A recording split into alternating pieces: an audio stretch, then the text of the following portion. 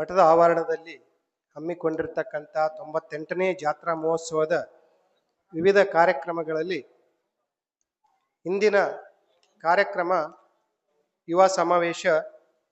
ಈ ಕಾರ್ಯಕ್ರಮದ ಸಾನ್ನಿಧ್ಯವನ್ನು ವಹಿಸಿರ್ತಕ್ಕಂಥ ಹಾಲ್ವಿಯ ಗುರುಗಳ ಪಾದಾರವಿಂದಗಳಿಗೆ ಪಡಮಟ್ಟು ಈ ವೇದಿಕೆ ಮೇಲೆ ಆಸೀನರಾಗಿರ್ತಕ್ಕಂಥ ದಿವ್ಯ ಸಾನ್ನಿಧ್ಯದ ಮೂಲಕ ತಮ್ಮೆಲ್ಲರಿಗೂ ಆಶೀರ್ವಾದ ನೀಡಲು ವಿರಾಜಮಾನರಾಗಿರ್ತಕ್ಕಂಥ ಎಲ್ಲ ಗುರುಗಳಿಗೂ ನಾನು ಹಣೆ ಮಡೆದು ನಮಸ್ಕರಿಸಿ ಮತ್ತು ಗಣ್ಯ ವ್ಯಕ್ತಿಗಳಿಗೂ ಕೂಡ ನಮಸ್ಕರಿಸಿ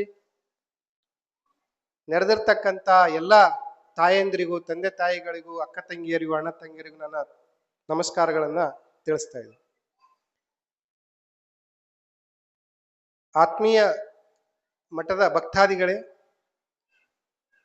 ರಮೇಶ್ ಬಾಬು ಯಾಳಗಿ ಸರ್ ಅವರು ನಾವು ಮಾತಾಡ್ತಾ ಇದ್ವಿ, ಕಾರ್ಯಕ್ರಮ ಯುವ ಸಮಾವೇಶ ಐತೆ, ಆದರೆ ಕುಳಿತಿರೋರಲ್ಲಿ ಯುವಕರ ಸಂಖ್ಯೆ ಕಡಿಮೆ ಇದೆ ಹೇಗೆ ಅಂತ.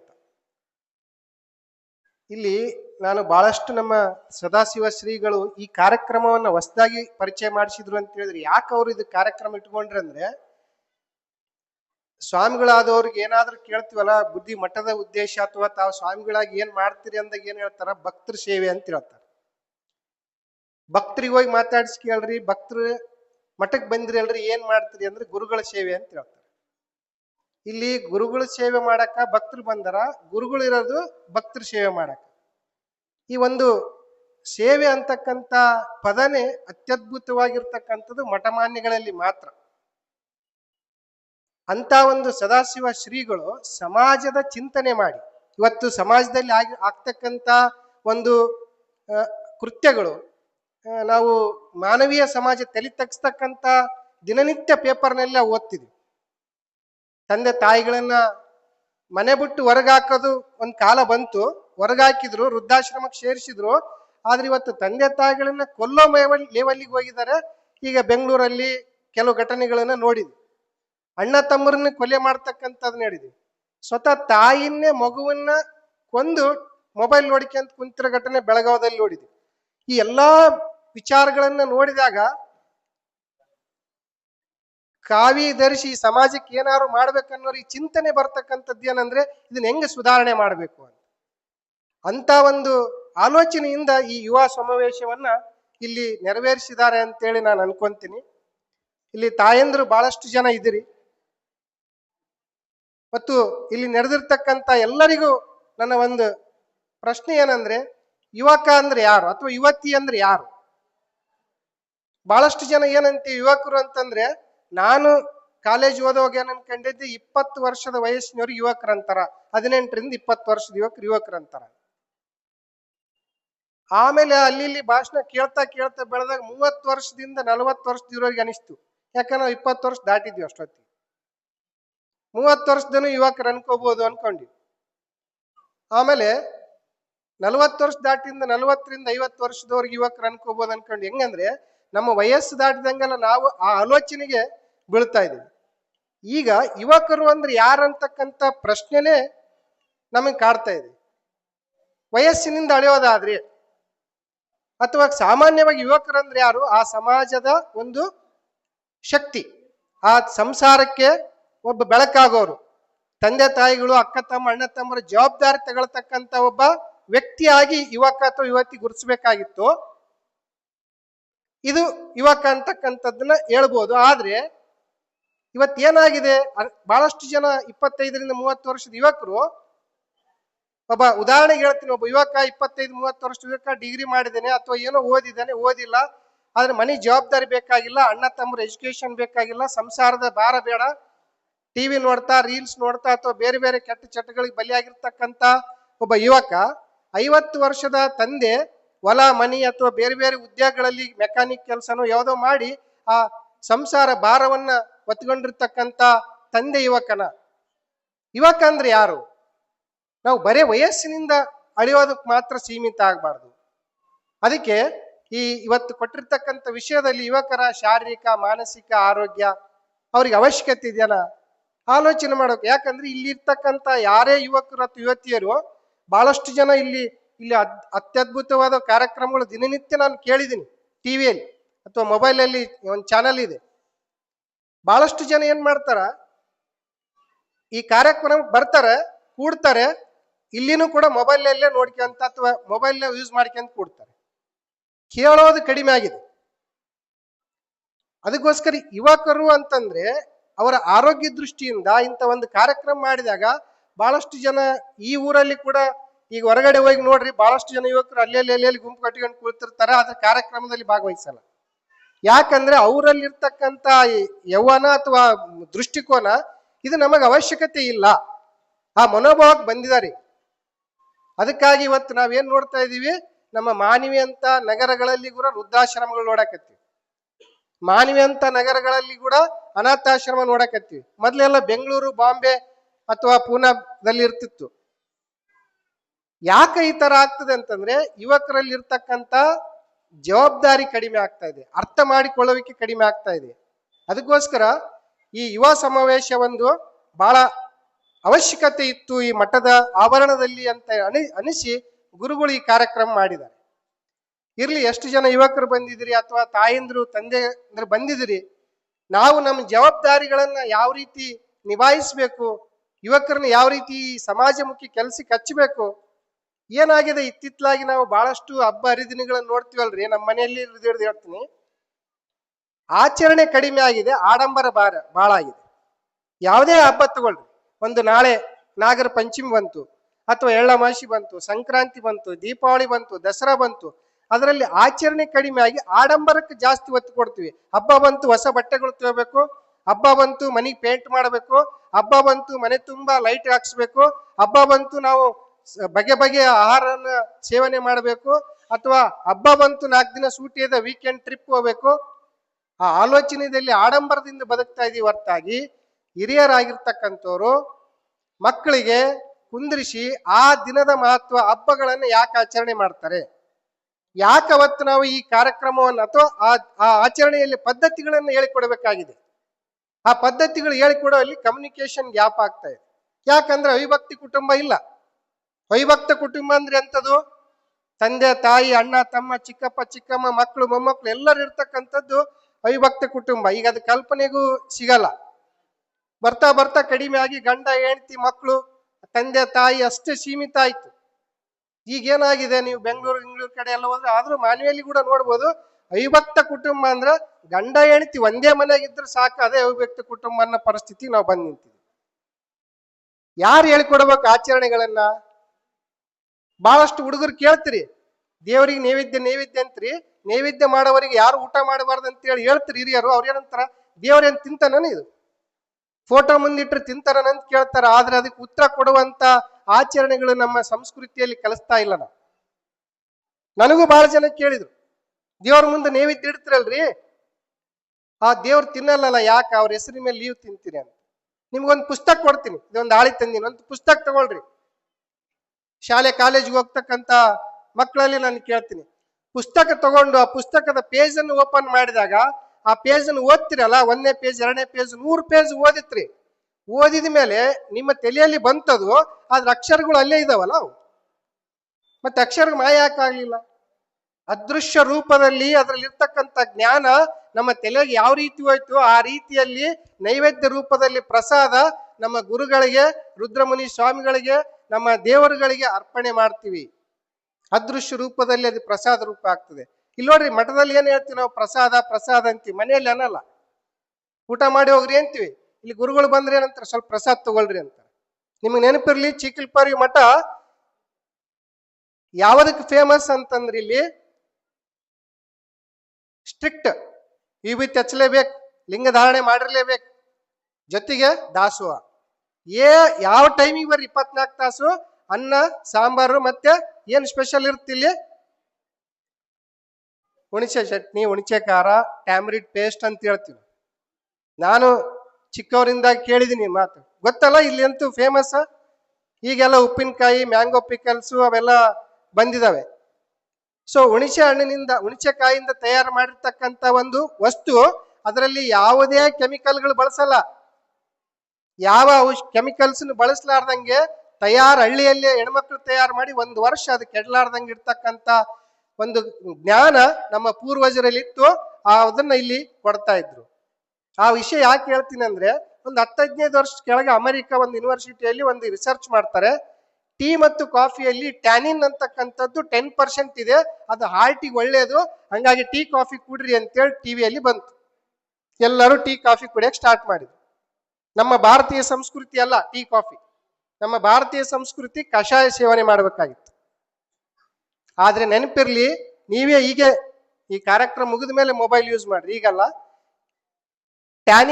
ಟ್ಯಾಮರಿಡ್ ಪೇಸ್ಟ್ ಅಂದ್ರೆ ಹುಣಸೆ ಚಟ್ನಿಯಲ್ಲಿ ಅಥವಾ ಹುಣಸೆ ಕಾಯಿಯಲ್ಲಿ ಟ್ಯಾಮರಿಡ್ ಪರ್ಸೆಂಟೇಜ್ ಎಷ್ಟಿದೆ? 15 to 49% ಇದೆ. ಮತ್ತೆ 10% ಇರೋ ಟೀ ಕಾಫಿ ಆರೋಗ್ಯ, ಹೃದಯದ ಆರೋಗ್ಯಕ್ಕೆ ಒಳ್ಳೇದಂದ್ರೆ ಮತ್ತೆ 40% ಇರ್ತಕ್ಕಂಥ ಹುಣಸೆ ಚಟ್ನಿ ಒಳ್ಳೇದಲ್ಲ? ಅದು ಕೂಡ ಹೃದಯದ ಆರೋಗ್ಯ ಕಾಪಾಡ್ತಕ್ಕಂಥ ಕೆಲಸ ನಮ್ಮ ಗದ್ದಿಗೆಯಲ್ಲಿ ವಾಸವಾಗಿರ್ತಕ್ಕಂಥ ಸ್ವಾಮಿಗಳು, ನಮ್ಮ ಭಕ್ತಾದಿಗಳಿಗೆ ಎಲ್ಲರಿಗೂ ನಿಮ್ಮ ಹೃದಯದ ಆರೋಗ್ಯವನ್ನ ಕಾಪಾಡಿ ನಿಮ್ಮ ಹೃದಯದಲ್ಲಿ ವಾಸ ಮಾಡಿರ್ತಕ್ಕಂಥ ಹೇಳಕ್ಕೆ ನಾನು ಇಲ್ಲಿ ಇಷ್ಟಪಡ್ತೀನಿ. ಯಾವ ನಮ್ಮ ಭಾರತೀಯ ಸಂಸ್ಕೃತಿಯಲ್ಲಿ ಇರ್ತಕ್ಕಂಥ ಆಚರಣೆಗಳು ಅವೈಜ್ಞಾನಿಕ ಅಲ್ಲ.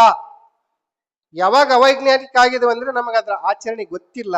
ಯಾಕೆ ಗೊತ್ತಿಲ್ಲ ಅಂದ್ರೆ, ಇವತ್ತು ಸಮಾವೇಶ ಮುಗೀತು, ನಾಳೆ ಜಾತ್ರೆ ಆಯ್ತು, ನಾಡದಿಂದ ಇಲ್ಲಿ ಗುರುಗಳು ಒಂದು 5-6 ಮಂದಿ ಭಕ್ತರಿರ್ತಾರೆ, ಉಳಿದವ್ರು ಯಾರು ಬರಲ್ಲ. ಯಾಕೆ ಬರಬಾರ್ದು? ದಿನನಿತ್ಯ ನಿಮ್ಮ ಮಕ್ಕಳು ಕರ್ಕೊಂಬರ್ರಿ, ಗದ್ದಿಗೆ ನಮಸ್ಕಾರ ಮಾಡಿಸ್ರಿ, 5 ನಿಮಿಷದಿಂದ 15 ನಿಮಿಷ ಧ್ಯಾನ ಮಾಡಿ. ಇವತ್ತು ಸಮಾಜ ಹಾಳಾಗಿರೋದು ಮಾನಸಿಕ ಆರೋಗ್ಯದ ಅಸಮತೋಲನದಿಂದ. ನಿಮ್ಗೆ ಗೊತ್ತಿರಲಿ, ರಾಯಚೂರು ನಗರದಲ್ಲಿ ಸುಮಾರು 10 ಜನ ಮಾನಸಿಕ ಆರೋಗ್ಯ ವೈದ್ಯರು ಬಂದಿದ್ದಾರೆ. ನನ್ನ ಫ್ರೆಂಡ್ ಹೇಳ್ತಿದ್ದ, ರಾಯಚೂರಲ್ಲಿ ಅರೌಂಡ್ 10 ಮೆಂಟಲ್ ಹಾಸ್ಪಿಟಲ್ಸ್ ಇದಾವೆ, ಮಾನಸಿಕ ಆರೋಗ್ಯ ಕೇಂದ್ರಗಳಿದಾವೆ. ಅಂದ್ರೆ ಅವ್ರು ಸಂತೋಷ ಪಡೋದಲ್ಲ, ಮಾನಸಿಕ ವೈದ್ಯರು ಜಾಸ್ತಿ ಆಗಿದ್ದಾರೆ ಅಂದ್ರೆ ಅಷ್ಟು ಜನ ಮಾನಸಿಕವಾಗಿ ನಾವು ಆರೋಗ್ಯವನ್ನು ಕಳ್ಕೊಳ್ತಾ ಇದ್ದೀವಿ. ಮಾನಸಿಕ ಆರೋಗ್ಯ ಎಲ್ಲಿ ಸಿಗ್ತದ? ಇಂಥ ಧರ್ಮ ಸಭೆಗಳಲ್ಲಿ ಭಾಗವಹಿಸಬೇಕು, ಭಾಗವಹಿಸಿದಲ್ಲೇ ಪ್ರತಿಯೊಬ್ಬರ ಮಾತುಗಳನ್ನು ಆಲಿಸ್ಬೇಕು, ಗುರುಗಳ ಆಶೀರ್ವಾದ ಪಡಿಬೇಕು. ದಿನನಿತ್ಯ ನಾವಿಲ್ಲಿ ಗದ್ದಿಗೆಗೆ ಬಂದು ನಾವೇನ್ ಮಾಡ್ತೀವಿ? ಗಂಟೆ ಬಾರಿಸೋದು, ನಮಸ್ಕಾರ. ದೇವ್ರ ಕೂಡ ಮಾತಾಡಲ್ಲ, ಈ ಕಡೆ ಮಂದಿ ಜೊತೆ ಬಂದವ್ರ ಜೊತೆ ಮಾತಾಡಿ ಹಿಂಗ ಅಂದಿರ್ತೀವಿ. ಅವರ ನಮಸ್ಕಾರ ತಗೋಬೇಕು ನಮ್ದು ಗುರುಗಳು. ಒಂದು ತಾಳ್ಮೆ ಇಲ್ಲ. ಇಲ್ಲಿ ಗಂಟೆ ಬಾರಿಸ್ಬೇಡ ಅಂತ ಹೇಳಿದ್ರೆ ಯಜಮಾನ್, ಗಂಟೆ ಇದೆಯಲ್ಲಮ್ಮ, ದೇವಸ್ಥಾನದಾಗ ಹೋದ ತಕ್ಷಣ ಗಂಟೆ ಯಾಕೆ ಬಾರಿಸುವ ಒಂದು ಪದ್ಧತಿ ಆಯ್ತು ನಮ್ಮ ದೇಶದಲ್ಲಿ.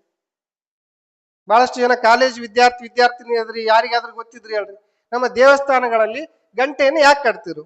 ಯಾಕೆ ಹೋದ ತಕ್ಷಣ ಗಂಟೆ ಬಾರಿಸಿ ನಾವು ನಮಸ್ಕಾರ ಮಾಡಬೇಕು? ಆ ಸಂಸ್ಕಾರವನ್ನ ನಾವು ಹೇಳಿಕೊಡಲಿಲ್ಲ. ಗಂಟೆ ತಯಾರು ಮಾಡಿರ್ತಕ್ಕಂಥ ಲೋಹ ಏನಿದೆಯಲ್ಲ, ಆ ಲೋಹದ ಶಬ್ದ ಉತ್ಪತ್ತಿ ಆಗ್ತದಲ್ಲ, ತರಂಗಗಳು ಅವರೋಹಣ ಕ್ರಮ, ಇನ್ಕ್ರೀಸಿಂಗ್ ಆರ್ಡರ್ ನಲ್ಲಿ ಸ್ಲೋ ಆಗಿ ಹೋಗ್ತವೆ. ನಾನು ಇದಕ್ಕೆ ಬಡಿತೀನಿ, ಸೌಂಡ್ ಬಂದು 1 ಸೆಕೆಂಡಿಗೆ ಬಂದಾಗ್ತದೆ. ಕಟ್ಟಿಗೆಯಿಂದ ಬರೋ ಸೌಂಡ್ 1 ಸೆಕೆಂಡಿಗೆ ಹೋಗ್ತದ, ಗೋಡೆಯಿಂದ ಬಂದ ಸೌಂಡ್ 1 ಸೆಕೆಂಡಿಗೆ ಹೋಗ್ತದ. ಆ ಗಂಟೆ, ಆ ಲೋಹ ಏನಿದೆಯಲ್ಲ, ಅದರಿಂದ ಬಂದಕ್ಕಂಥ ಶಬ್ದ ಸುಮಾರು 40 ಸೆಕೆಂಡ್, 50 ಸೆಕೆಂಡ್, 1 ನಿಮಿಷಗಳವರೆಗೂ ಇರುತ್ತೆ. ನಾವು ಹೊರಗಳಿಂದ ಬಂದಿರ್ತೀವಿ, ನಮ್ಮ ಮನಸ್ಸನ್ನ ನಾವು ಏಕಾಗ್ರತೆ ಕಾಪಾಡಕ್ ಆಗಲ್ಲ. ಅದಕ್ಕಾಗಿ ದೇವರ ಮುಂದೆ ನಿಂತಾಗ ಆ ಗಂಟೆಯನ್ನ ಹಿಂಗ್ ಬಾರಿಸಿದಾಗ ಆ ಶಬ್ದ ಬರುತ್ತಲ್ಲ, ಆ ಶಬ್ದದ ಜೊತೆಗೆ ನಮ್ಮ ಮನಸ್ಸನ್ನ ವಿಲೀನ ಮಾಡಿ ದೇವರ ಹತ್ರ ಪ್ರಾರ್ಥನೆ ಮಾಡಬೇಕು. ಆ ಮನಸ್ಸನ್ನು ಏಕಾಗ್ರತೆಗೊಳಿಸಬೇಕು. ಯಾವ ರೀತಿ ಮಕ್ಕಳು ನಡೆಯೋದು ಕಲಿತಾರ, ನಡೆಯೋದು ಕಲಿಯುವಾಗ ಏನ್ ಕೊಡಿಸ್ತೀರಿ? ವಾಕರ್ ಕೊಡಿಸ್ತಿರ್ಲಿ, ವಾಕರ್. ಈಗೆಲ್ಲ ರೆಡಿಮೇಡ್ ಬಂದಿದಾವಲ್ಲ. ವಾಕರ್ ಯಾಕೆ ಬೇಕು ನಡೆಯಕ? ನಡೆಯೋದನ್ನ ಕಲೀಲಿಕ್ಕೆ, ಸ್ವಂತ ನಡ್ಲಿಕ್ಕೆ ವಾಕರ್ ಬೇಕು. ನಿಮ್ಮ ಮನಸ್ಸನ್ನು ಏಕಾಗ್ರತೆಗೊಳಿಸ್ಲಿಕ್ಕೆ ಏನಾದ್ರೂ ಒಂದು ಸಾಧನೆ ಬೇಕು. ಆ ಸಾಧನೆನೇ ಗಂಟೆ ದೇವಸ್ಥಾನದಲ್ಲಿ. ನಿಮ್ಗೆ ತೀರ್ಥ ಕೊಡ್ತಾರೆ, ನಾವು ಹೊರಗಡೆ ಮನೆಗೆ ನೀರು ಕೊಡ ಅಂತೀವಿ, ಗುಡಿಗೆ ಬಂದಾಗ ತೀರ್ಥ ಕೊಡ್ರಿ ಅಂತೀವಿ. ಆ ತೀರ್ಥದಲ್ಲಿ ಏನ್ ಹಾಕಿರ್ತಾರೆ? ತುಳಸಿ ಎಲೆ ಹಾಕಿರ್ತಾರೆ, ಕರ್ಪೂರ ಹಾಕಿರ್ತಾರೆ. ಅದರಿಂದ ಏನಾಗ್ತದೆ? ಆಂಟಿ ವೈರಲ್ ಅದು ತುಳಸಿ ಎಲೆ, ಕರ್ಪೂರ ಆಂಟಿ ವೈರಲ್ ಅದು. ಕರ್ಪೂರದ ಗುಣ ನೋಡ್ರಿ, ಸುಟ್ಟ ಮೇಲೆ ಅದು ಬೂದಿ ಕೂಡ ಇರಲ್ಲ. ಯಾಕೆ ಕರ್ಪೂರ ಬೆಳಗ್ಬೇಕು ನಾವು ಮನೆಯಲ್ಲಿ ಅಂತಂದ್ರೆ, ಸೊ ಯಾಕೆ ಕಾರಣಕ್ಕೆ ಬೆಳಗ್ತೀವಿ ಅಂತಂದ್ರೆ, ಕರ್ಪೂರದಿಂದ ಬರ್ತಕ್ಕಂಥ ಏನು ಧೂಪ ಇದೆಯಲ್ಲ, ಅದು ನಮ್ಮ ಮನೆಯಲ್ಲಿ ಇರ್ತಕ್ಕಂಥ ಮೈಕ್ರೋ ಆರ್ಗಾನಿಸಮ್ಸ್ ನಾಶ ಮಾಡ್ತಕ್ಕಂಥ ಶಕ್ತಿ ಇದೆ. ತುಳಸಿ ಎಲೆ, ಕರ್ಪೂರದಲ್ಲಿ ಆಂಟಿ ವೈರಲ್ ಶಕ್ತಿ ಇದೆ. ಸಾಜಾ ನಾಗಲೋಟಿ ಮಠ ಅಂತಕ್ಕಂಥ ಒಬ್ಬ ವೈದ್ಯ, ಸಾಜಾ ನಾಗಲೋಟಿ ಮಠ ಹುಬ್ಬಳ್ಳಿಯಲ್ಲಿ ಇರ್ತಕ್ಕಂಥ ಒಬ್ಬ ವೈದ್ಯ MBBS ಓದ್ಲಿಕ್ಕೆ ಹೋದ್ರು. ಅವ್ರು ವಿಭೂತಿ ಬಿಡ್ಲಾರ್ದನೆ, ಹಚ್ಚಲಾರ್ದನೆ ಎಂದೂ MBBS ಡಿಗ್ರಿ ಮಾಡಲಿಲ್ಲ. MD ಮಾಡಿದ್ರು ಪೆಥಾಲಜಿಯಲ್ಲಿ. ಅವ್ರದ್ದೊಂದು ಸಣ್ಣದ ಗ್ರಂಥ ಇದೆ, ಲಿಂಗ ಪೂಜೆಯಲ್ಲಿ ವೈಜ್ಞಾನಿಕತೆ ಅಂತೇಳಿ ಎಲ್ಲಿಯಾದ್ರೂ ಸಿಕ್ಕರು ಹೋದ್ರಿ ಅದು ನಾವು ಲಿಂಗ ಪೂಜೆ ಮಾಡಿಕೊಳ್ಳೋದು ಹೇಳಿಕೊಡ್ತೀವಿ. ಯಾವ ಮುದ್ರೆಯಲ್ಲಿ ಕೂಡಬೇಕು, ಹೆಂಗ್ ಕೂಡಬೇಕು, ಸುಖಾಸನ ಯಾವುದು, ಪದ್ಮಾಸನ ಯಾವುದು, ವಜ್ರಾಸನ ಯಾವುದು, ಅಥವಾ ಲಿಂಗದ ಬಣ್ಣ. ನೀವು ಲಿಂಗದ ಕಾಯಿ ಯಾವ ಕಲರ್ ಇರುತ್ತಮ್ಮ? ಕರಿ ಕಲರ್ ಇರುತ್ತೆ. ಬಣ್ಣದ ಕಲರ್ ಯಾವ ಸಿಗಲ್ಲ, ಎಲ್ಲವೂ ಕಪ್ಪು ಬಣ್ಣ ಯಾಕೆ ಮಾಡಿದ್ರು? ಕಂತಿ ಹಿಡ್ಸಕ್ ಬರೋರ ಹತ್ರ ನೋಡ್ರಿ ಅಲ್ಲ, ಕಪ್ಪು ಬಣ್ಣ ಇರ್ತದೆ, ಒಳಗಡೆ ಏನಿರ್ತದೆ ಅಲ್ಲಿ? ಈಶ್ವರ ಲಿಂಗ ಇರ್ತದೆ. ಯಾಕೆ ಕಲರ್ ಕಪ್ಪ ಆಯ್ತು? ಆ ಲಿಂಗ ಇಡಕ್ಕಿನ ಮುಂಚೆ ವಿಭೂತಿಯಿಂದ, ಭಸ್ಮದಿಂದ ನಾವು ಏನ್ ಮಾಡಬೇಕು? ನೀರು, ನಾವು ಪೂಜೆ ಮಾಡಕ್ ತೊಳತ ನೀರಿನಲ್ಲಿ ಓಂ ಅಥವಾ ಶ್ರೀ ಬರ್ತೀವಿ. ಆಮೇಲೆ ನಮ್ಮ ಕೈಗೆ ಸ್ವಸ್ತಿಕ್ ಅಥವಾ ಶ್ರೀ ಬರ್ತೀವಿ, ಲಿಂಗ ಇಡ್ತೀವಿ. ಲಿಂಗ ಇಟ್ಟ ಮೇಲೆ ನೀರ್ ಹಾಕ್ತಿವಿ ಅಥವಾ ಪತ್ರಿ ಏರಿಸ್ತೀವಿ, ಬಿಲ್ಪತ್ರಿ ಅಂತ ಹೇಳ್ತೀವಿ. ಆ ಬಿಲ್ಪತ್ರಿಯ ಒಂದು ಸಲ ನೀವು ಆ ಎಲೆಯನ್ನ ತೆಗೆದು ಅದರದ್ದು ಸ್ಮೆಲ್ ನೋಡ್ರಿ, ಅದನ್ನ ಮೂಗಿ ನೀರಕ್ಕಿಟ್ಟಾಗ ಅದರಿಂದ ಬರ್ತಕ್ಕಂಥ ವಾಸನೆಯಿಂದ ನಮ್ಮ ಶಿರೋರೋಗಗಳು ಕಡಿಮೆ. ಪೂಜೆ ಆದ್ಮೇಲೆ ಆ ಪತ್ರಿನ ಯಾರು ಒಗೆಯಲ್ಲ, ಆ ಪತ್ರಿನ ಸೇವನೆ ಮಾಡ್ತಾರೆ. ಆಂಟಿ ಡಯಾಬಿಟಿಕ್ ಆಗಿ ಕೆಲಸ ಮಾಡ್ತಾರೆ. ಅರಗಣ್ಣಿನಿಂದ ನಾವು ಲಿಂಗವನ್ನ ಹಿಂಗ್ ಹಿಡಿದು ಧ್ಯಾನ ಮಾಡ್ತಾ ಕೂಡ್ತೀವಿ. ಅರಗಣ್ಣಿನಿಂದ ಯಾಕೆ ನೋಡ್ಬೇಕಂತಂದ್ರೆ ಮೆಲೆನಿನ್ ಅಂತಕ್ಕಂಥ ಒಂದು ಪೀನಿಯಲ್ ಗ್ಲ್ಯಾಂಡ್ ಅಂತಕ್ಕಂಥ ನಮ್ಮ ಬ್ರೈನಿನ ಕೆಳಗಿರ್ತಕ್ಕಂಥ ಗ್ಲ್ಯಾಂಡ್ ಆಕ್ಟಿವೇಶನ್ ಆಗುತ್ತೆ ಆ ಕಪ್ಪು ಬಣ್ಣ ನೋಡೋದ್ರಿಂದ. ಯಾವ ಸಂಸ್ಕೃತಿಗಳು ನಮ್ಮ ದೇಶದಲ್ಲಿ ಅವೈಜ್ಞಾನಿಕ ಇಲ್ಲ. ಯಾರಾದ್ರೂ ಅಂತವ್ರು ಹೇಳಾರಂದ್ರೆ ಅವರು ಓದಿರ್ತಾರೆ. ಎಂತ ಶಿಕ್ಷಣ ಪಡೆದಾರಂತಂದ್ರೆ ಅವರೆಲ್ಲ ಸಂಸ್ಕಾರವಿಲ್ಲದ ಶಿಕ್ಷಣ, ನೈತಿಕತೆ ಇಲ್ಲರ್ತಕ್ಕಂಥ ಶಿಕ್ಷಣ ಪಡೆದವರು ಆ ಕೆಲಸ ಮಾಡಿರ್ತಾರೆ. ಒಂದು ಉದಾಹರಣೆ ಹೇಳ್ತೀನಿ. ರೈತ ಅನ್ಎಜುಕೇಟೆಡ್ ಹೊಲದಲ್ಲಿ ಮಾವಿನ ತೋಟ ಮಾಡಿ ಮಾವಿನ ಹಣ್ಣು ಬೆಳೆದ. ಯಾವ ಸೀಸನ್ ಅಲ್ಲಿ ಬರ್ತಾವ ಮಾವಿನ ಹಣ್ಣು? ಬೇಸಿಗೆ ಕಾಲದಲ್ಲಿ ಮಾವಿನ ಹಣ್ಣು ಬರ್ತಾವ. ಆತನ ಮಗ ಓದಿ MSc ಕೆಮಿಸ್ಟ್ರಿ ಹೋಗಿ ಇಂಜಿನಿಯರ್ ಆಗಿ ಏನ್ ಮಾಡಿದ? ಒಂದು ಕೆಮಿಕಲ್ ಕಂಡು ಹಿಡ್ದ. ಮಾವಿನ ಹಣ್ಣಿನ ಪಲ್ಪ್ ತೆಗೆದು ಅದ್ರಾಗ ಒಂದಿಷ್ಟು ಕೆಮಿಕಲ್ ಹಾಕಿ 365 ಕುಡಿಯಕ್ಕೆ ಮಾಜಾ, ರಾಸ್ನ, ಫಾಂಟಾ ಅಂತೇಳಿ ನಮ್ಮ ಮಾರ್ಕೆಟಿಗೆ ಬಿಟ್ಟ. ಆದ್ರೆ ಪ್ರಕೃತಿ ನಮಗೆ ಕೊಟ್ಟಿರೋದು ಏನೈತಲ್ಲ, ಆ ಪ್ರಕೃತಿನ ಮರ್ತು ಬಿಟ್ಟಿದೀವಿ ನಾವು. ನಾವು ಮಾವಿನ ಹಣ್ಣು ಆ ಸೀಸನ್ ನಲ್ಲಿ ಮಾತ್ರ ಸೇವನೆ ಮಾಡಬೇಕು. ಸೀತಾಫಲ ಆ ಸೀಸನ್ ನಲ್ಲಿ ಮಾತ್ರ ಸೇವನೆ ಮಾಡಬೇಕು. ಜಾಮಣ್ಣು ಆ ಸೀಸನ್ ನಲ್ಲಿ ಮಾತ್ರ ಸೇವನೆ ಮಾಡಬೇಕು. ಆದ್ರೆ ನಾವೇನ್ ಮಾಡಿದ್ವಿ ಇವತ್ತು? ಹೈಬ್ರಿಡೈಸೇಷನ್ ಆಗಿ 365 ದಿನನೂ ಅದೇ ಹಣ್ಣು ತಿಂತೀವಿ. ಪ್ರಕೃತಿ ನಮಗೆ ಕೊಟ್ಟದ, ನಿಮ್ಗೆ ಈ ಸೀಸನ್ ಅಲ್ಲಿ ಈ ಹಣ್ಣು ಅವಶ್ಯಕತೆ ಇದೆ, ಈ ಕಾಯಿಪಲ್ಯ ಅವಶ್ಯಕತೆ ಇದೆ, ಈ ಊಟ ಅವಶ್ಯಕತೆ ಇದೆ ಅಂತೇಳಿ. ಆದ್ರೆ ಅದನ್ನ ನಾವು ಮರ್ತು ಬಿಟ್ಟಿದ್ವಿ. ಈಗಿನ ಯುವಕರಲ್ಲಿ ಇದು ಯಾವ್ದಾದ್ರು ಒಳ್ಳೇದು ಊಟದ ಆಹಾರದ ಬಗ್ಗೆ ಹೇಳ್ರಿ, ಯಾರ ತಲೆಗೂ ಹೋಗಲ್ಲ. ನಿಮ್ಮೆಲ್ಲ ಎಲ್ಲರ ಮನೆ ಫ್ರಿಜ್ ಅದೇವಲ್ಲಮ್ಮ? ಫ್ರಿಜ್ ಅದೇವ, ರೆಫ್ರಿಜಿರೇಟರ್ LG, ಸ್ಯಾಮ್ಸಂಗ್ ಎಲ್ಲ ಇದೇವಲ್ಲ. ಒಬ್ರು ಯಾರಾದ್ರೂ ಅದ್ರ ಉಪಯೋಗ ಏನು ಹೇಳ್ತಾರೆ? ಯಾಕೆ ಫ್ರಿಜ್ ತಂದಿರಿ ನಿಮ್ಮ ಮನೆಗೆ ಅಂತೇಳಿ ಏನಾದ್ರೂ ಒಂದು ಕಾರಣ ಬೇಕಲ್ಲ. ಅದ್ರ ಉಪಯೋಗ ಏನು? ಡೀಪ್ ಫ್ರೀಜರ್ನಾಗ ಏನು ಇಡ್ಬೇಕು, ಕೆಳಗಡೆ ಏನ್ ಇಡ್ಬೇಕು, ಯಾವ ವಸ್ತು ಇಡ್ಬೇಕು, ಯಾವ ಇಡಬಾರ್ದು, ಯಾವಾಗ ಇಟ್ಟು ತೆಗಿಬೇಕು, ಯಾವಾಗ ಬಳಸ್ಬೇಕು, ಯಾರಾದ್ರೂ ಎಲ್ಲಾರು ಓದಿದ್ರ? ಯಾವ್ದಾರು ಟೆಕ್ಸ್ಟ್ ಬುಕ್ ಅಲ್ಲಿ ಹೇಳಿದಾರ? ಯಾವ ಅಂಗಡಿಯವ್ರು ಹೇಳಿದಾರ? ಬಾಳ ಜನ ಪಕ್ಕದ ಮನೆಯವ್ರ ಫ್ರಿಜ್ ತಂದಾರಂತ ತಂದವ್ರು ಬಾಳ ಜನ ಇದೀವಿ ನಾವು. ನಮ್ಗೆ ಉಪಯೋಗ ಐತೆ ಅಂತ ತಂದಿಲ್ಲ ಅವು. ನಮ್ಮ ಅಣ್ಣ ತಮ್ಮರು, ಅಕ್ಕ ತಂಗಿಯರು ಪಕ್ಕದ ಮನೆಯವರು ಫ್ರಿಜ್ ತಂದಾರ, ನಾವು ತರಬಾರ್ದಂತ ತಂದಿ ಹೊರತಾಗಿ ಇಳಿದದ್ದು ಎಲ್ಲವದನ್ನು ಅದ್ರಾಗ ಇಡ್ತೀವಿ. ಹಾಲು, ಮೊಸರು, ಅನ್ನ, ಸಾಂಬಾರು, ಹಿಟ್ಟು ಏನು ಉಳಿತದಲ್ರಿ ಅದ್ರಾಗ ಇಡೋದು. 3 ದಿನ ತನಕ ಅದನ್ನೇ ತಿನ್ನೋದು. ಎಲ್ಲಿವರೆಗೆ ಫ್ರಿಜ್ಗಳು ನಮ್ಮ ಮನೆಯಿಂದ ಖಾಲಿ ಆಗಲ್ಲೋ ಅಲ್ಲಿವರೆಗೆ ನಮ್ಮ ಆರೋಗ್ಯ ಸುಧಾರಿಸಕ್ ಸಾಧ್ಯನೇ ಇಲ್ಲ. ಕಾಯಿಪಲ್ಯ ಇಟ್ಟಿರ್ತೀರಿ ಅದ್ರಾಗ -ಡಿಗ್ರಿ ಅಂತ ಹೇಳ್ತೀವಿ ನಾವು. ಫ್ರಿಜ್ -ಡಿಗ್ರಿಯಲ್ಲಿ ಇರ್ತಕ್ಕಂಥ ಕಾಯಿಪಲ್ಯ, ಕರಿಬೇವು, ಕೊತ್ತಂಬರಿನ ತಗೊಂಡು 100°C ಉರಿತಕ್ಕಂಥ ಎಣ್ಣೆಯಲ್ಲಿ ತಂದು ಹಾಕ್ತಿರಿ. ಅಷ್ಟು ಪರಿವರ್ತನೆ ಆಗ್ಬೇಕಂದ್ರೆ ಅದು ವಿಷವಾಗಿ ಪರಿಣಾಮ ಆಗುತ್ತೆ. ಇವತ್ತು ಹೇಳ್ತಾರಲ್ಲ, ಕ್ಯಾನ್ಸರ್ ಪೇಷಂಟ್ಸ್ ಬಹಳ ಆಗಿದಾವೆ. ನೀವು ನೋಡ್ರಿ, ಎಲ್ಲ ಇಲ್ಲಿ ವೈದ್ಯರು ಕೂಡ ಇದಾರೆ, ಕೇಳ್ರಿ. ಅತ್ಯಂತ ಜಾಸ್ತಿ ಕ್ಯಾನ್ಸರ್ ಯಾಕೆ ಬರ್ತಾ ಇದೆ? ಎಲ್ಲಿಂದ ಹೊರದೇಶದಿಂದ ಬಂದಿಲ್ಲ, ಅದು ಕೊರೋನಾ ಬಂದಂಗ. ಕ್ಯಾನ್ಸರ್ ನಮ್ಮ ಬಾಡಿ ಸೆಲ್ಸ್ಲಿಂದನೇ ಬರುತ್ತೆ. ಸಣ್ಣ ಉದಾಹರಣೆಗಳು ಹೇಳ್ತೀನಿ. ಫ್ರಿಜ್ ಅಲ್ಲಿ ಇರ್ತಕ್ಕಂಥ ಐಟಮ್ ನಾವು ಡೈರೆಕ್ಟ್ ಸೇವನೆ ಮಾಡಬಾರ್ದು.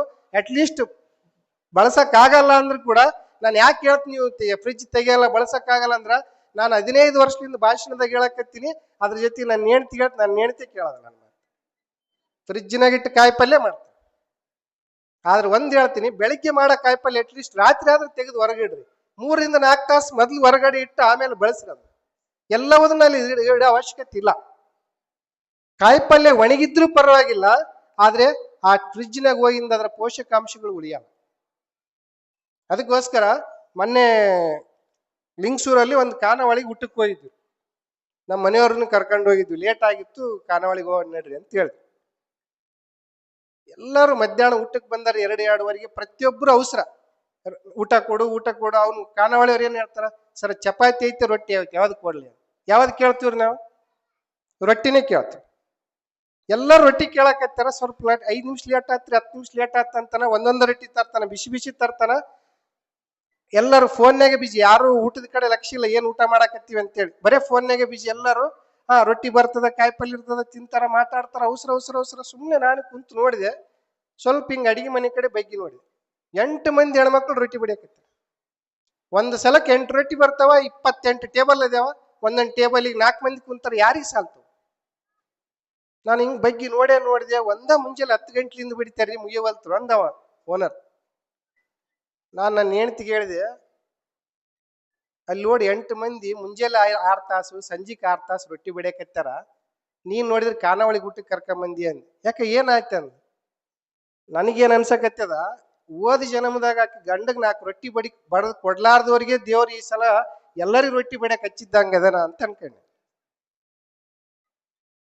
ಯಾಕಂದ್ರೆ ಈಗ ರೊಟ್ಟಿ ಮಾಡೋದೇ ಕಷ್ಟ ಆಗ್ಬಿಟ್ಟದ್ರಿ ಎಲ್ಲರಿಗೆ. ರೊಟ್ಟಿ ಅಂದಗಳಿಗೆ ಮತ್ತೆ ಅದು ಯಾವ್ದು ಚಪಾತಿ ತೀಡ್ತಾರ, ಅದನ್ನ ತಂದಾರ. ಈಗ ಬೆಳೆಯೋದೇ ಇಲ್ಲ. ಮಕ್ಕಳಿಗೆ ಬಡ್ರಿ ಅಂದ್ರೆ ಬೆಡಿತಾರ, ಓದಲ್ಲ, ಹೋಮ್ವರ್ಕ್ ಮಾಡಲ್ಲ, ಟಿವಿ ನೋಡಕ್ ಬಿಡಲ್ಲ, ಬೆಡಿತಾರ. ಮಕ್ಕಳಿಗೆ ಬೆಡಿತಾರ, ರೊಟ್ಟಿ ಬೆಡಿಯಕ್ ರೆಡಿ. ನಾನು ಹೇಳಿ ಸೀದಾ ಮನಿಗೋಮ್ ನಡ್ರಿ, ನಾನು ರೊಟ್ಟಿ ಮಾಡ್ತೇನೆ. ಇರ್ಲಿ ಬಿಡು, ಒಂದಿನ ಉಣ್ಣು ಏನಾಗಲ್ಲ. ಭಾಳ ದಿನಗಟ್ಲೆ ಗಂಡಿಗೆ ರೊಟ್ಟಿ ಮಾಡ್ಯಾರ, ಮುಂದಿನ ಜನ್ಮನ ಮತ್ತೆ ಖಾನಾವಳಿ ರೊಟ್ಟಿ ಬಿಡಕ್ ಹಚ್ತಾನೆ. ದೇವ್ರ ಕರ್ಮಫಲ ಬಿಡುಗಡಿಲ್ಲ. ನಾವೇನು ಮಾಡ್ತೀವಿ ಅದನ್ನ ಅನುಭವಿಸ್ಬೇಕು. ಅದಕ್ಕೋಸ್ಕರ ಇವತ್ತು ಯುವ ಸಮಾವೇಶದ ಜೊತೆಗೆ ಆಹಾರದ ಕಲ್ಪನೆ ಕೂಡ ಹೇಳೋಣ ಅಂತೇಳಿ ನಾನು ಇವತ್ತು ಇಲ್ಲಿ ಬಂದಿದ್ದೀನಿ. ಯುವಕರು ಅಂತ ವಿಷಯ ಇದೆ ಅಂತ ಹೇಳ್ತೀನಿ. ಯುವಕರಂದ್ರೆ ಇವತ್ತಿನ ಕಾಲಕ್ಕೆ ಹೇಳ್ತೀನಿ, ನಮ್ಮ ಪ್ರವೀಣ್ ಡಾಕ್ಟರ್ಗೆ ಗೊತ್ತಿರುತ್ತೆ, ಇಲ್ಲೆಲ್ಲ ಯಜಮಾನ್ರಿಗೆ ಗೊತ್ತಿರುತ್ತೆ. ಮೊದಲ ಕಾಲದಲ್ಲಿ ನಗಡಿ ಕೆಮ್ಮೆ ಆದ್ರೆ ಯಾರು ಆಸ್ಪತ್ರೆಗೆ ಹೋಗ್ತಿದ್ದಿಲ್ಲ. ಮಠದಾಗ ಮನ್ಯಾಗ ಮದುವೆ ಆಗ್ತಿದ್ವು, ಮನೆಗೆ ಡೆಲಿವರಿ ಆಗ್ತಿದ್ವು. ಈಗ ಹೋಗ್ಯದ್ರಿ, ಕಲ್ಯಾಣ ಮಂಟಪದ ಮದುವೆ ಆಗ್ತದ, ಆಸ್ಪತ್ರೆ ಡೆಲಿವರಿ ಆಗ್ತದ. ನೀವು ಪ್ರೆಗ್ನೆಂಟ್ ಆದಗಳಿಗೆ ತವರ ಮನೆಯವ್ರು ಬರೋಕ್ಕಿಂತ ಮುಂಚೆ ಆಶಾ ಕಾರ್ಯಕರ್ತರು ಬರ್ತಾರೆ. ಅಷ್ಟು ಸರ್ಕಾರ ನಮ್ಮ ಮನೆ ಬಾಗಿಲಿಗೆ ಬಂದಿದ್ದು. ಯಾಕಂದ್ರೆ ನಾವೆಲ್ಲ ಸರ್ಕಾರಕ್ಕೆ ಒಪ್ಪಿಸಿಬಿಟ್ಟಿವಿ. ಶಾಲೆಗೆ ಹೋಗೋ ಮಕ್ಕಳಿಗೆ ಕೈ ತೊಳೆದಂಗ ಅಂತ ಹೇಳಿ ಕೊಡಕ್ RBSK ಮೆಡಿಕಲ್ ಆಫೀಸರ್ಸ್ ಟೀಮ್ ಬಿಟ್ರ ಸರ್ಕಾರದವ್ರು. ಕೈ ತೊಳೆದಂಗ ಅಂತ. ಜಂತು ಹುಳ ನಿವಾರಣೆ ಮಾತ್ರ ತಗೋರಿ, ಅವರೇ ಬಂದು ಕೊಡ್ತಾರೆ. ವ್ಯಾಕ್ಸಿನ್ಸ್ ಅವರೇ ಹಾಕ್ತಾರ. ಫೀಸ್ ಕಟ್ಟಿಬಿಟ್ರೆ ನಮ್ ಕೆಲಸ ಮುಗೀತು ಅನ್ನೋ ಪರಿಸ್ಥಿತಿ ಬಂದಿದ್ದೀವಿ ನಾವು. ಅದಕ್ಕೋಸ್ಕರ ಯಾವ ಯುವಕ, ಯಾವ ಯುವತಿ ತನ್ನ ಸಂತಾನೋತ್ಪತ್ತಿಯನ್ನು ತಾನೇ ಮಾಡಿಕೊಳ್ಳಾರ್ದ ಸ್ಥಿತಿಗೆ ಹೋದಾಗ ಅವ್ರನ್ನ ಯುವಕರು ಯುವತಿಯರು ಅಂತ ಯಾವ ರೀತಿ ಕರಿಬೇಕು? ಇವತ್ತು ನೋಡ್ರಿ, ಆಸ್ಪತ್ರೆ ಕ್ಲಿನಿಕ್ ಹೋಯ್ತು, ಹಾಸ್ಪಿಟ್ಲ್ ಹೋಯ್ತು, ಈಗ ಮತ್ತೆ ಮೆಟರ್ನಿಟಿ ಹಾಸ್ಪಿಟಲ್ ಬಂತು.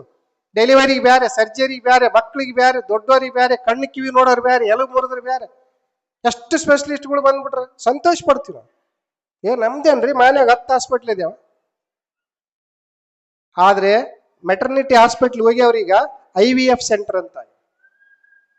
ಏನು IVF ಸೆಂಟರ್ ಅಂದ್ರೆ ಸಂತಾನ ಸಾಫಲ್ಯ ಕೇಂದ್ರ. ಒಂದು ಮಕ್ಕಳು ನಡೆಯಕ್ ಕೂಡ ನಾವು ಆಸ್ಪತ್ರೆಗೆ ಹೋಗೋ ಪರಿಸ್ಥಿತಿ ಬಂದಿದೆ. ಮತ್ತೆ ಎಲ್ಲಿಂದ ಯುವಕರಂತ್ರಿ, ಎಲ್ಲಿಂದ ಯುವಕರಂತ್ರಿ? 20-30 ವರ್ಷದ ಯುವಕರು ಯುವಕರಿಗೆ ಒಂದು ಸಂತಾನೋತ್ಪತ್ತಿ ನೋಡ್ರಿ. ಗಟರ್ನಾಗಿರೋ ಒಂದು ಸೊಳ್ಳಿ, ಕ್ರಿಮಿ, ಕೀಟ, ನಾಯಿ, ನರಿ, ಪಕ್ಷಿ, ಪ್ರಾಣಿ ಎಲ್ಲವೂ ತಮ್ಮ ಸಂತಾನೋತ್ಪತ್ತಿ ತಾಯ ಮಾಡಿಕೊಂತಾವ ನ್ಯಾಚುರಲ್ ಆಗಿ. ಯಾವ ಆಸ್ಪತ್ರೆಗೆ ಹೋಗಲ್ಲ. ಆಸ್ಪತ್ರೆಗೆ ಹೋಗ್ತಕ್ಕಂತ ಒಂದೇ ಪ್ರಾಣಿ ಯಾವ್ದಾದಿದ್ರೆ ಅದು ಮನುಷ್ಯ ಮಾತ್ರ. ಮತ್ತೆ ನಾವ್ ಹೇಳ್ತೀವಿ ಜಗತ್ತಿನಲ್ಲಿ ಅತ್ಯಂತ ಬುದ್ಧಿವಂತ ಪ್ರಾಣಿ ಮನುಷ್ಯ. ಆ ಬುದ್ಧಿವಂತ ಪ್ರಾಣಿಗೆ ಮತ್ತೆ ಶಾಲೆಗಳು LKG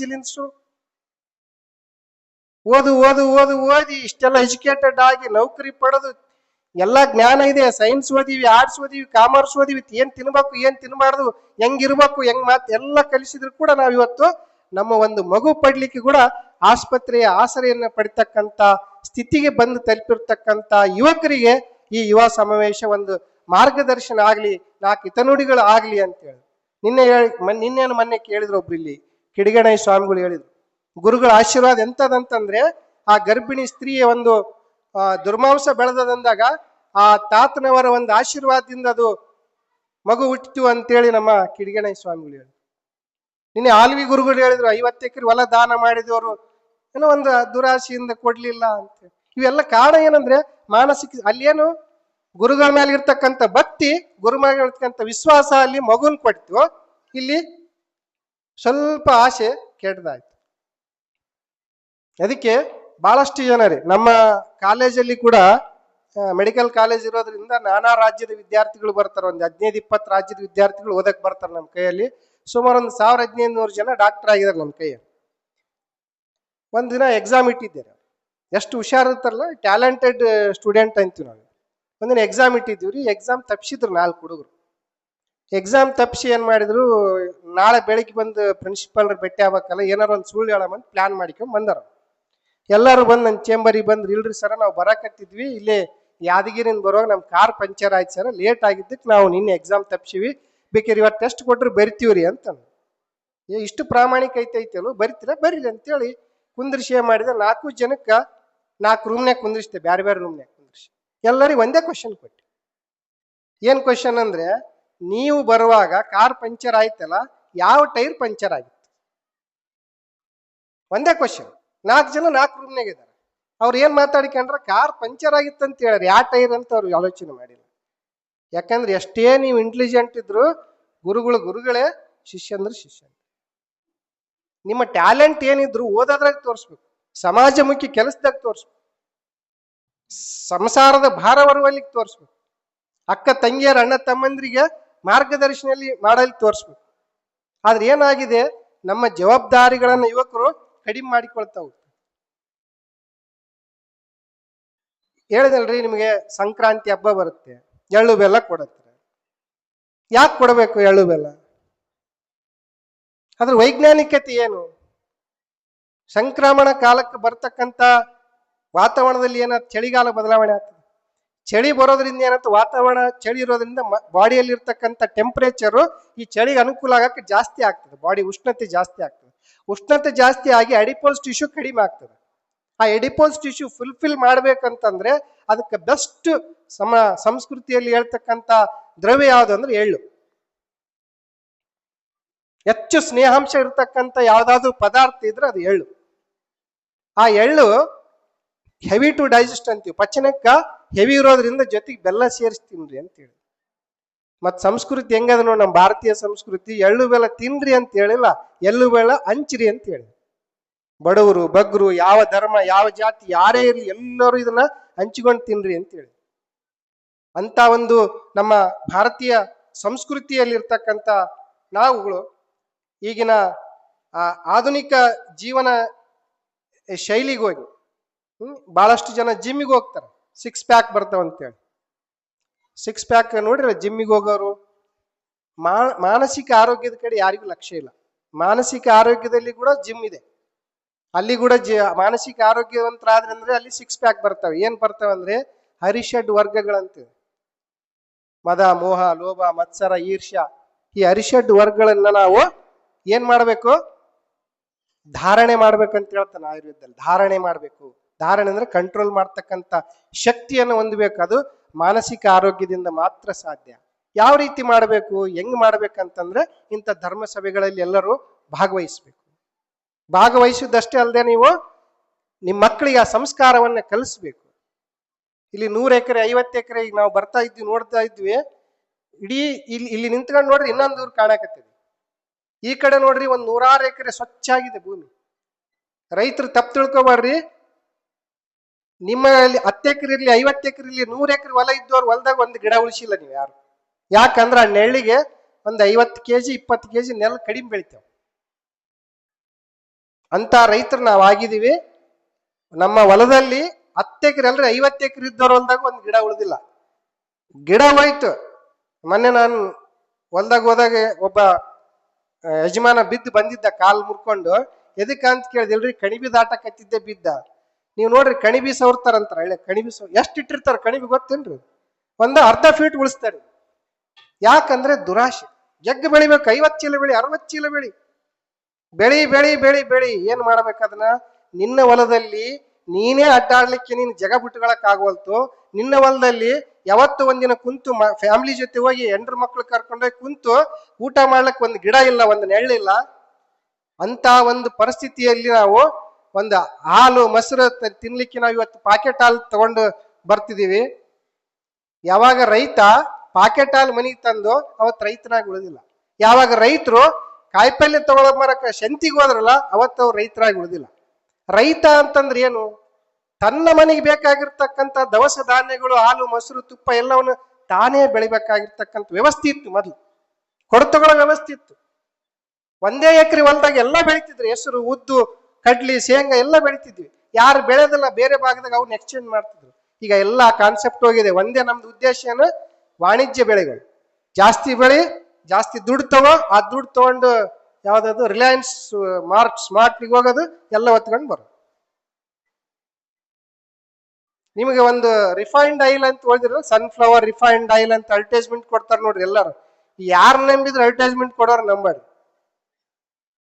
ಅವರಷ್ಟು ಮೋಸ ಮಾಡೋರು ನಮ್ಮ ಜಗತ್ತಿನಾಗ ಯಾರಿಲ್ಲ. ಅಡ್ವರ್ಟೈಸ್ಮೆಂಟ್ ಹೇಳ್ತಾರೆ ಐ ಎಮ್ ಎ ಕೋಂಪ್ಲಾನ್ ಬಾಯ್ ಅಂತ ಬರ್ತಾರೆ, ಐ ಎಮ್ ಎ ಕೋಂಪ್ಲಾನ್ ಗರ್ಲ್ ಅಂತ ಹೇಳಿ ಎಫರ್ನಕ್ಕೇನ್ ಬರ್ತಾರೆ. ಕೋಂಪ್ಲಾನ್ ಕುಡಿದ್ರೆ ಡಾಕ್ಟರ್ ಆಗಂಗಿತ್ರ ಈ ನೀಟ್ ಎಕ್ಸಾಮ್ ಯಾಕೆ ಬೇಕಾಗಿತ್ತು? ಸಚಿನ್ ತೆಂಡೂಲ್ಕರ್ ಬರ್ತಾನ, Boost is the secret of energy. 30 ವರ್ಷ ಕೂಡ್ರಿ ಸಚಿನ್ ತೆಂಡೂಲ್ಕರ್ ಬ್ಯಾಟ್ ಮುಟ್ಟಕ್ಕಾಗಲ್ಲ ನಿಮ್ ಕಡೆ. ಎಲ್ಲ ಸುಳ್ಳವು. ಅದಕ್ಕೋಸ್ಕರ ಅಡ್ವರ್ಟೈಸ್ಮೆಂಟ್ ಅಲ್ಲಿ ಬರ್ತಕ್ಕಂಥ ರಿಫೈನ್ಡ್ ಆಯಿಲ್ ಐತಲ್ಲ, ಎಣ್ಣೆ, ಆ ಎಣ್ಣೆ ನಾಳೆ ಗೂಗಲ್ ನೋಡ್ರಿ. ರಿಫೈನ್ಡ್ ಅಂದ್ರೆ ಏನು, ಡಬಲ್ ಫಿಲ್ಟರ್ ಅಂದ್ರೆ ಏನು, ಹೆಂಗ ಡಬಲ್ ಫಿಲ್ಟರ್ ಮಾಡ್ತಾರ, ಅದನ್ನ ಸೇವನೆ ಮಾಡಿ ನಮ್ಗೆ ಏನಾಗ್ತದ ಅನ್ನೋದು ನೀವೇ ಓದಿ. ಯಾರು ಓದಿದ್ರಿ ಮನೆಗೆ ಹೇಳ್ರಿ ತಂದೆ ತಾಯಿಗಳು. ಅದ್ರ ಆ ಕಲ್ಪನೆ ಬರ್ಲಿ. ನೀವು ಗೂಗಲ್ ಅಲ್ಲಿ ಎಲ್ಲ ಸಿಗುತ್ತೆ ಇವತ್ತು. ನಾನು ಹೇಳೋದೇನು ಹೊಸ ವಿಷಯ ಯಾವ್ದಿಲ್ಲ.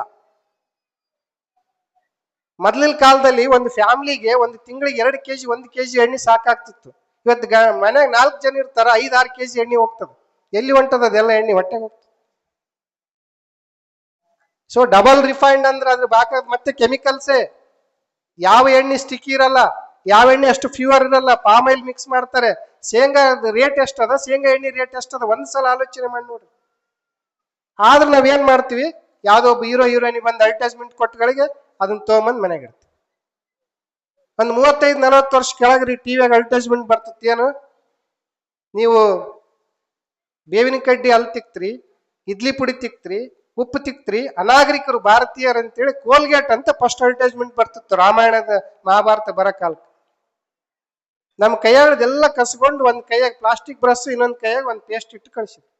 ನಾವು ತಿಕ್ಕಿದ್ವಿ. ಲಾಭ ಯಾರಿಗೆ ಆಯ್ತು ಅಂದ್ರೆ ಡೆಂಟಲ್ ಡಾಕ್ಟರ್ಗಳಿಗೆ ಜಾಸ್ತಿ ಆಯ್ತು. ಇವತ್ತು ನೋಡ್ರಿ ಅವ್ರ ಸಂಖ್ಯೆನೂ ಇರ್ಲಿ. ಡಾಕ್ಟರ್ ಓದಬಾರ್ದಂತಲ್ಲ, ಡಾಕ್ಟರ್ ನಾನೇನು ಭಯಕತ್ತಿಲ್ಲ. ಡಾಕ್ಟರ್ ಸಂಖ್ಯೆ ಭಾಳ ಆಗ್ಲಿ. ನಾನು ಡಾಕ್ಟರ್ ಇದ್ದೀನಿ. ನಾನು ವರ್ಷಕ್ಕೆ 100 ಜನ ಡಾಕ್ಟರ್ ತಯಾರು ಮಾಡ್ತೀನಿ. ಆದ್ರೆ ಆ ಬ್ರಷ್ ಪೇಸ್ಟ್ ತಿಕ್ಕುವಾಗ ನಾವು ಆಲೋಚನೆ ಮಾಡ್ಲಿಲ್ಲ.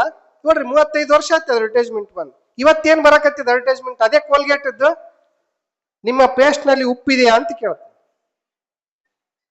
ನಾನು ಮೊನ್ನೆ ಊಟ ಮಾಡೋ ಮನ್ಯಾಗ ಉಪ್ಪಿಟ್ಟಿಗೆ ಉಪ್ಪು ಕಡಿಮೆ ಆಗ್ಯದಂದೆ. ನನ್ನ ಹೆಂಡ್ತಿ ಕೋಲ್ಗೇಟ್ ಪೇಸ್ಟ್ ತಂದು ಇಟ್ಬಿಟ್ಟಿದ್ಲು. ಇದ್ರಾಗ ಸಾಲ್ಟ್ ಐತೆ ಅಲ್ರಿ, ಹಚ್ಕೊಂಡು ತಿನ್ರಿ.